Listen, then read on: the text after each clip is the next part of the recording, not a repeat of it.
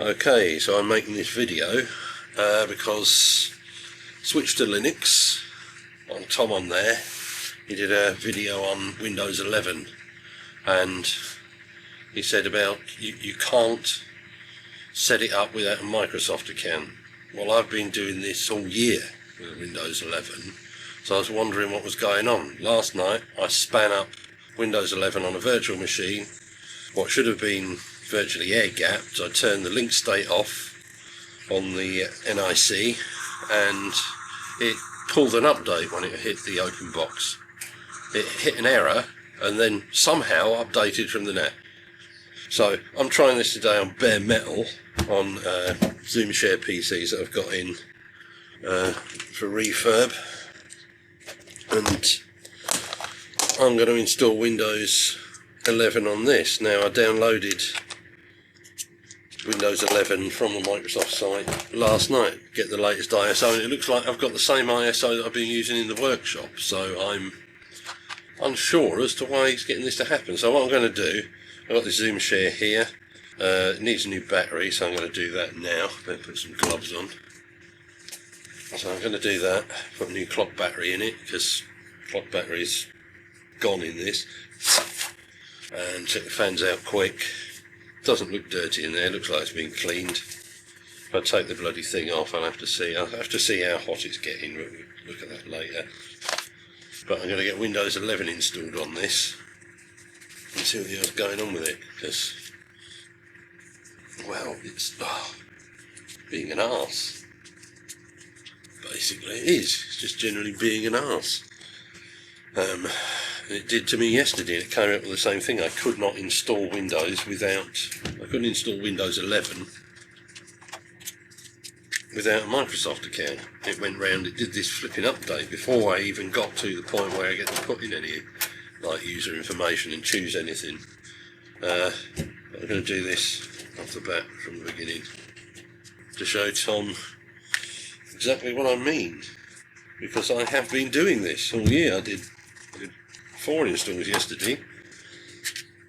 So this thing, let's see what we've got in here.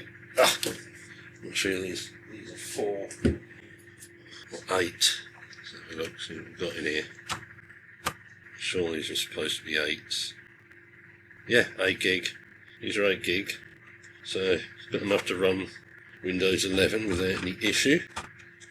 Slot the thing back in and everything collapsing around her ear holes. So voltmeter. This is clock battery. No, I can't do it with my finger. Right, pop this out. Here we are. There it is. Let's see if we'll get to do this. Yeah, that battery's naff. Now, I'm buying these in as reconditioned. They're cheap reconditioned machines, but they're not. When I go and inspect them, most of the time they are not reconditioned. All they've done is load Windows up and they've gone, oh yeah, that works, doesn't crash, doesn't blue screen, so it must be okay. Well, that's not a reconditioned computer. You know, I think it's been stripped down and cleaned by the look of it properly, but don't know whether this is going to be there. So let's get a clock battery in anyway.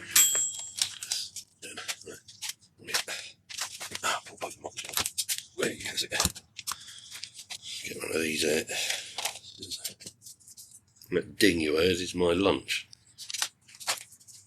Back up there. That's it. Everything else falls down there. Get some milk. Right. Let's get this out of the packet, eh? It's so tightly put in here. Snip round the edge to get everything out. Oh, that new battery smell, eh? Let's pop this back in. Clock battery, sweet.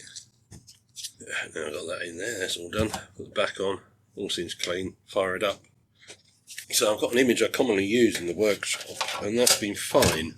I'm not sure if it's one I've modified, it seems to be. For the simple fact of the matter, it has all the sysrec requirements turned off, primarily so I can get it onto things. Like that can quite physically take it, but just because of the TPM2 chip, wouldn't. I have all them turned off because there are ways to debloat of Windows. a lot of tools in there you can use to do it, but yeah, I think using this image is good. I mean, the images I'm putting on most of the machines for reconditioning is Windows 11, debloat it, and run it. Right. Oh, so let's get this thing down here and get it powered up. So I've plugged all that in, and I need a mouse. There we go, and the keyboard. Now I'm going to be setting this up. Let's go over here, and we'll fire this thing up. F1 to run setup. This is a new battery, and we'll need a Samsung flash drive is what we're going to boot from. Now, fairly nice machines. I'll plug the mouse in there.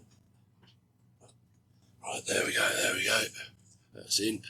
Okay, and let's make sure everything in the boot is in the right friggin' order. I don't want Windows Boot Manager in there, thank you. Let's have a look at what we've got in here. Boot configuration, yeah. It's going to be weird at me again. Right, okay, let's go through this.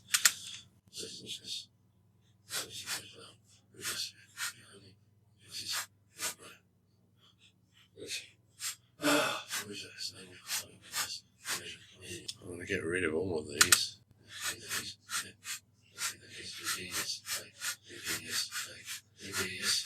So this is bleeding fresh. We've done that, right? That's disabled now. Okay. So all disabled. Fast boot should be turned off. Thank you. Boot option. No, I want my Samsung flash drive. I mean, one of these should work. I mean, it's partition 1 or partition 2. Which one is it? Sure, it's partition 1. Only one thing I want to boot from here. Thank you. Okay, let's try and get this to boot. I had trouble with the other one doing this. I don't want to load the optimised defaults. It keeps doing that as well. That's it. See if this works. Air gapped at the back. Wait for this frigging thing to start. I haven't set the time, date, nothing. Just want to load this, watch it go. It's asking me for BIOS again. Again, F7, what we got? Defaulting back to 2016. Right, main. Make sure they're all, yeah, they're in the right place. Okay, main. Time and date. Oh, come on. I need to set the time and the date because this is all wrong. So where do I set that up? Oh, it's right up there. Okay. Month. 3. No, don't go over to there, dipstick. What? Why did the tab take me down to hour? Why? There. The hour is... Yeah, the tab does that again. Takes me down to something else. Right, okay, save that as the time. Right, okay. That's date and time set. Maybe we can come out of this now. Great, I love it. Well, you know, trying to do everything becomes difficult. Everything, you know, the simplest things, I should be able to do that in 5 friggin' minutes. But oh no, this is why things take a long time. At last we've booted to this. This is great. Okay, so we've got a new download of Windows 11 23H2. Let's install from that and see if I get the same result, because this is a new download and I'm sure it'll be the one that Switch to Linux made his video on. So this is one I downloaded last night, and we've got, I mean, this one is the one I normally use in the workshop. It's just another copy of the same thing.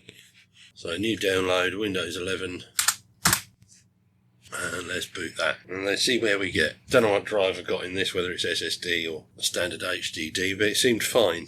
They said the other one seemed fast. Right, so this is a little thing.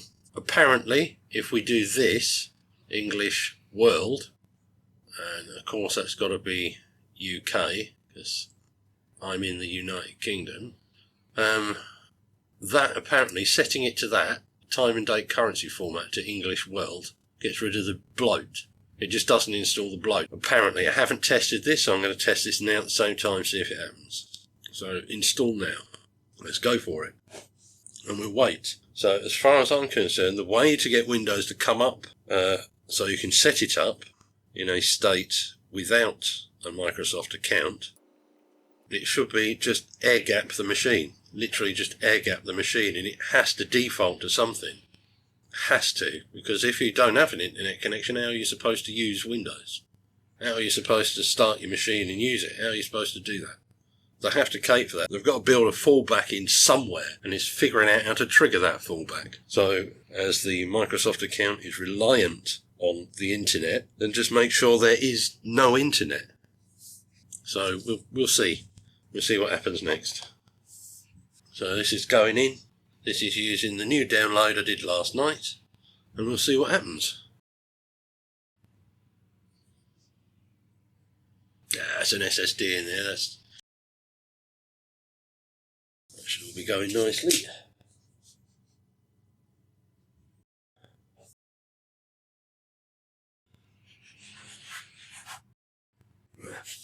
Most of the time I'm just going to have to wait for this to happen.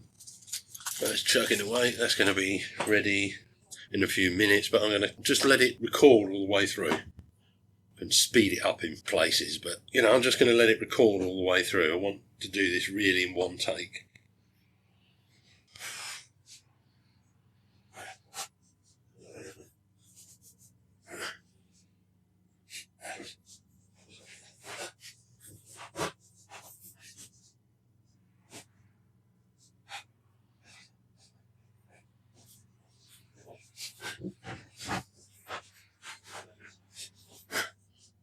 So that went round.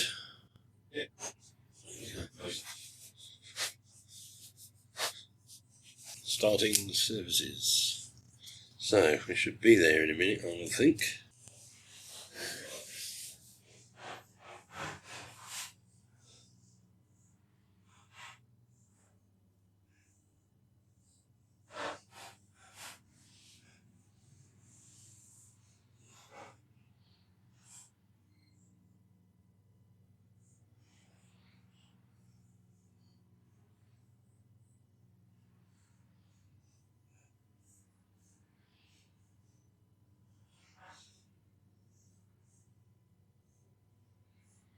So this is what happened on the virtual machine last night. Weird. Didn't happen yesterday. This is the new image, apparently. So, I don't know what I'm... Right, skip it. See what we get. United Kingdom, yeah. Maybe it's something to do with that. Right, skip that. I've got no internet, so I don't have internet. Yeah? Continue with limited setup. So it is. It's air gapped. It's working on the new version. Name... No password, just hit next. Windows is installed without a Microsoft account. All this, yeah? Preview settings. Yeah. No, no, no, no, no, no. That's it. Okay, we'll accept that. Now we should get the desktop.